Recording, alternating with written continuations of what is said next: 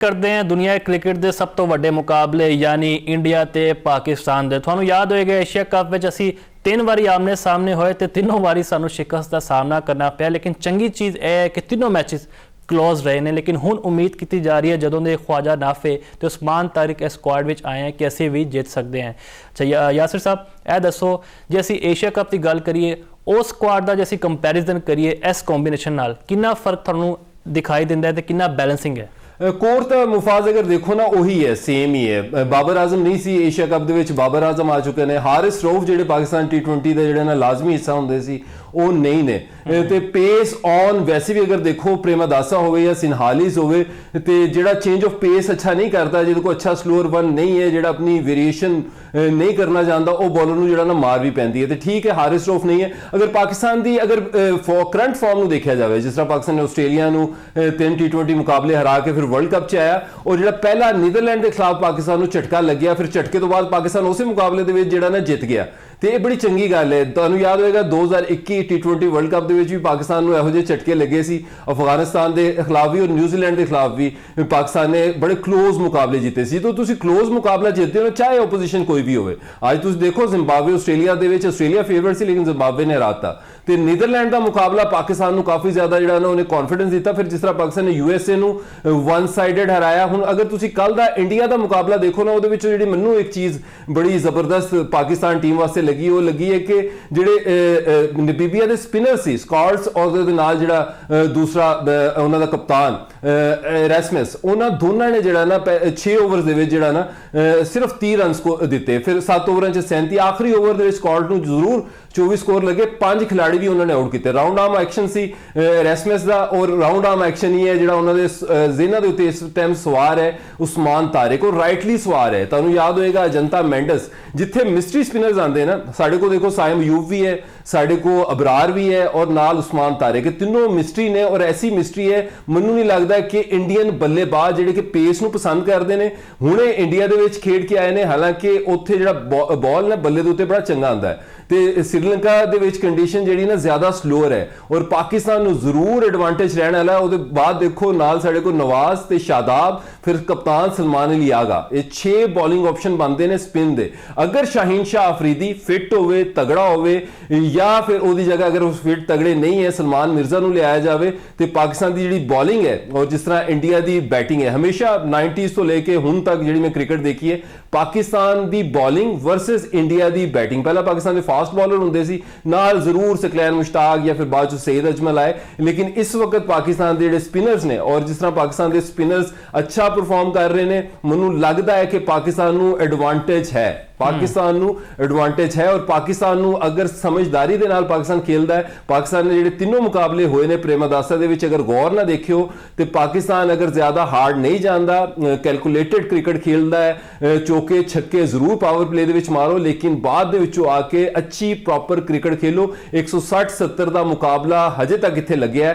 तो अगर पाकिस्तान इंडिया का मैच देखो तो ज्यादा प्रैशर पै जांदा, तो हो सकता है 150 का मुकाबला होवे। तो पाकिस्तान के स्पिनर्स मैनूं लगता है कि इस दफा जिहड़ा ना इंडियन बल्लेबाजां नूं लेदे जाणगे। अच्छा कोलंबो की असीं कंडीशन बारे गल करिए, तुहानूं पता है कि 200 प्लस स्कोर घट ही जाता है। जे खुदा रा खासा 200 प्लस सानूं पै गया तो तुहानूं लगदा जिहड़ा साडा मिडल ऑर्डर है उहदे विच इन्नी कैपेबिलिटीज़ है ने कि वो चेस तरफ जा सकते हैं कंफर्टेबली? क्योंकि असीं वैसे घबरा जाते हैं, कोलैप्स कर जाते हैं जदों बाबर आउट होता है उत्तों या कोई थल्लों विकेट डिग जाती साडी। देखो मुफाज अगर 200 लगे गए मतलब है कि बड़ी ट्रू बैटिंग पिच है। प्रेमादासा दे देखो एक साइड दे उत्ते 80 मीटर की बाउंड्री है। हजे तक जिहड़े 3 मुकाबले इत्थे होए स्लोअर साइड दे उत्ते पिच है। शुरू दे विच स्कोर जरूर लगता है जो बॉल नवा होंदा है, लेकिन जो बॉल पुराना होंदा जाता है क्योंकि पिच भी स्लो है, तो जो बॉल पुराना होएगा बल्ले दे उत्ते उन्नी आसानी दे नाल बॉल नहीं आंदा। तो मैनूं नहीं लगता कि 200 का मुकाबला जिहड़ा ना होएगा, मतलब 2 दिनों दे विच ऐसी पिच बना दी जाए जिहड़ी ना 200 दे कोल जिहड़ा ना मुकाबला लेके वट एवर द कंडीशन। मतलब पाकिस्तान ने एक चीज़ मैं मतलब भट्ट साहब ने भी क्वेश्चन किया सी कि पाकिस्तान नवाज नूं जिहड़ा ना छड्ड के मतलब कि बेंच करके उस जगह फखर जमान नूं जिहड़ा ना टीम दे विच लियावे। उन्हां दा रिकॉर्ड इंडिया के खिलाफ जिहड़ा ना बहुत अच्छा। बाबर की भी नो डाउट कोई फॉर्म अच्छी नहीं सी, लेकिन बाबर देखो पिछले मुकाबले दे विच इन फॉर्म दिखाई दिते, उन्होंने स्कोर क्लास जिहड़ी ना परमानेंट हुंदी, ਫਾਰਮ ਜਿਹੜੀ ਹੈ ਨਾ ਟੈਂਪਰੇਰੀ ਹੁੰਦੀ ਹੈ। ਉਸ ਤੋਂ ਬਾਅਦ ਤੁਸੀਂ ਦੇਖੋ ਅਗਰ ਨਵਾਜ਼ ਦਾ ਏਸ਼ੀਆ ਕੱਪ ਦਾ ਫਾਈਨਲ ਮੁਕਾਬਲਾ ਦੇਖੋ ਤੇ 1 ਓਵਰ ਕਰਵਾਇਆ ਗਿਆ ਸੀ ਨਵਾਜ਼ ਕੋ, ਔਰ ਪਾਕਿਸਤਾਨ ਦੇ ਜਿਹੜੇ ਕੋਚ ਮਾਈਕ ਹੈਸਨ ਨੇ ਤੇ ਸਲਮਾਨ ਅਲੀ ਆਗਾ ਉਹ ਰਿਲੈਕਟੈਂਟ ਹੁੰਦੇ ਜਦੋਂ ਖੱਬੇ ਬੱਲੇਬਾਜ਼ ਹੁੰਦੇ ਕਿ ਲੈਫਟ ਆਰਮ ਸਪਿਨਰ ਨੂੰ ਜਿਹੜਾ ਨਾ ਬਾਲ ਦਿੱਤਾ ਜਾਵੇ, ਕਿਉਂਕਿ 5 ਜਿਹੜੇ ਬੈਟਸਮੈਨ ਨੇ ਇੰਡੀਆ ਦੇ ਵਿੱਚ ਉਹ ਖੱਬੇ ਨੇ, ਚਾਹੇ ਅਭਿਸ਼ੇਕ ਹੋਵੇ, ਇਸ਼ਾਨ ਕਿਸ਼ਨ ਹੋਵੇ, ਤਿਲਕ ਵਰਮਾ, ਥੱਲੇ ਜਿਹੜਾ ਨਾ ਅਕਸ਼ਰ ਪਟੇਲ, ਸ਼ਿਵਮ ਦੁਬੇ, ਤੇ ਅਗਰ ਤੁਸੀਂ ਬੋਲਿੰਗ ਨਹੀਂ ਕਰਵਾਣੀ ਨਵਾਜ਼ ਕੋਲੋਂ ਤੇ ਇੱਕ ਪ੍ਰੋਪਰ ਬੱਲੇਬਾਜ਼ ਜਿਹਦਾ ਕਿ ਰਿਕਾਰਡ ਅੱਛਾ ਹੈ ਫਖਰ ਜ਼ਮਾਨ ਉਹਨੂੰ ਟੀਮ ਦੇ ਵਿੱਚ ਲਿਆਇਆ ਜਾਵੇ ਤਾਂ ਕਿ ਪਾਕਿਸਤਾਨ ਦੀ ਜਿਹੜੀ ਬੈਟਿੰਗ ਹੈ ਜਿਹੜੀ ਮੈਨੂੰ ਥਿਨ ਦਿਖਾਈ ਦਿੰਦੀ ਹੈ। ਨੰਬਰ 4 ਤੋਂ ਬਾਅਦ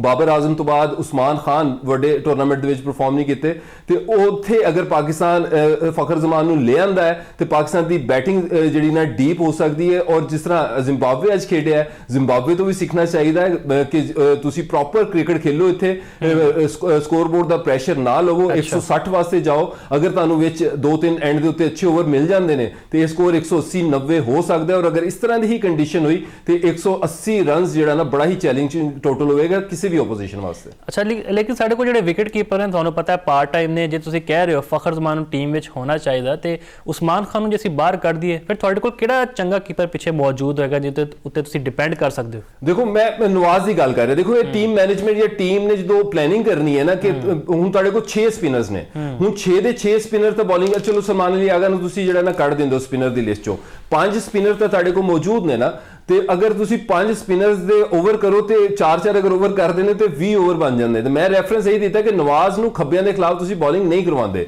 ਤੇ ਉਹਨਾਂ ਨੇ ਜਿਹੜਾ ਨੀਦਰਲੈਂਡ ਦੇ ਖਿਲਾਫ ਮੁਕਾਬਲਾ ਖੇਡਿਆ ਉਹ ਜ਼ਿਆਦਾ ਰਿਲਾਈ ਕਰ ਰਹੇ ਨੇ ਆਪਣੇ ਛੱਕੇ ਚੌਕਿਆਂ ਦੇ ਉੱਤੇ, ਹਾਰਡ ਹੈਂਡ ਦੇ ਨਾਲ ਜਾ ਰਹੇ। ਤੁਹਾਨੂੰ ਮਿਡਲ ਆਰਡਰ ਦੇ ਵਿੱਚ ਦੇਖੋ ਵੈਸਟ ਇੰਡੀਜ਼ ਵੀ ਇਸ ਦਫਾ ਸ਼ੇ ਹੋਪ ਤੇ ਨਾਲ ਰੋਸਟਨ ਚੇਸ ਲੈ ਕੇ ਆਇਆ, ਅੱਜ ਜ਼ਿੰਬਾਬਵੇ ਨੂੰ ਵੀ ਦੇਖੋ ਬ੍ਰਾਇਨ ਬੈਨਟ ਜਿਹੜਾ ਨਾ ਬੜੇ ਹੀ ਘੱਟ ਸਟ੍ਰਾਈਕ ਰੇਟ ਦੇ ਨਾਲ ਖੇਡਿਆ। ਤੇ ਤੁਹਾਡੇ ਕੋਲ 2 ਬੱਲੇਬਾਜ਼ ਐਸੇ ਹੋਣੇ ਚਾਹੀਦੇ ਜਿਨ੍ਹਾਂ ਨੂੰ ਇਹ ਰੋਲ ਮਿਲਣਾ ਚਾਹੀਦਾ ਹੈ ਕਿ ਤੁਸੀਂ ਬੇਸ਼ੱਕ ਰਨ ਬਾਲ ਜਾਂ ਸਿਚੁਏਸ਼ਨ ਦੇ ਹਿਸਾਬ ਦੇ ਨਾਲ ਜਾਓ ਜਿੱਥੇ ਸਿੰਗਲ ਡਬਲ ਤੁਹਾਡੇ ਕੋ ਜਿਹੜਾ ਨਾ ਨਿਕਲਣੇ ਚਾਹੀਦੇ। ਜਿੱਥੇ ਉਸਮਾਨ ਖਾਨ ਦੀ ਤੁਸੀਂ ਗੱਲ ਕੀਤੀ, ਅਗਰ ਵਿਕਟ ਕੀਪਰ ਦੀ ਗੱਲ ਕਰ ਰਹੇ ਹੋ, ਮੈਂ ਤਾਂ ਉਸਮਾਨ ਨੂੰ ਨਹੀਂ ਕੱਢ ਰਿਹਾ ਔਰ ਨਹੀਂ ਕੱਢਾਂਗਾ। ਮੈਨੂੰ ਉਸਮਾਨ ਅਗਰ 0 ਵੀ ਕਰਦਾ ਨਾ ਸਾਰੇ ਮੁਕਾਬਲਿਆਂ ਦੇ ਵਿੱਚ ਮੁਫਾਜ਼, ਤੇ ਜਿਹੜੀ ਉਹ ਕੀਪਿੰਗ ਹੈ ਨਾ ਖਵਾਜਾ ਨਾਫੇ ਦੀ, ਉਹ ਮੈਨੂੰ ਜ਼ਿਆਦਾ ਅਪੀਲਿੰਗ ਦਿਖਾਈ ਨਹੀਂ ਦਿੱਤੀ। ਉਹਨਾਂ ਨੇ ਜ਼ਿਆਦਾ ਵਿਕਟ ਕੀਪਿੰਗ ਕੀਤੀ ਵੀ ਨਹੀਂ ਹੋਈ। ਤੇ ਵਿਕਟ ਕੀਪਿੰਗ ਪ੍ਰੇਮਾਦਾਸਾ ਹੋਵੇ, ਸ੍ਰੀਲੰਕਨ ਕੰਡੀਸ਼ਨਸ ਹੋਵੇ ਜਿੱਥੇ ਬਾਲ ਗ੍ਰਿਪ ਕਰ ਰਿਹਾ, ਟਰਨ ਕਰ ਰਿਹਾ, ਕਦੀ ਉੱਤੇ ਵੀ ਆ ਜਾਂਦਾ ਕਦੀ ਥੱਲੇ ਵੀ ਰਹਿ ਜਾਂਦਾ, ਤੇ ਉੱਥੇ ਇੱਕ ਅੱਛਾ ਵਿਕਟ ਕੀਪਰ ਹੋਣਾ ਚਾਹੀਦਾ। ਤੇ ਤਿੰਨੋਂ wicket keeper option Sahibzada Farhan, Khawaja Nafay, ਉਹਨਾਂ ਚੋਂ ਮੈਨੂੰ ਜਿਹੜਾ ਨਾ ਉਸਮਾਨ ਖਾਨ ਬਿਹਤਰ ਲੱਗਦਾ।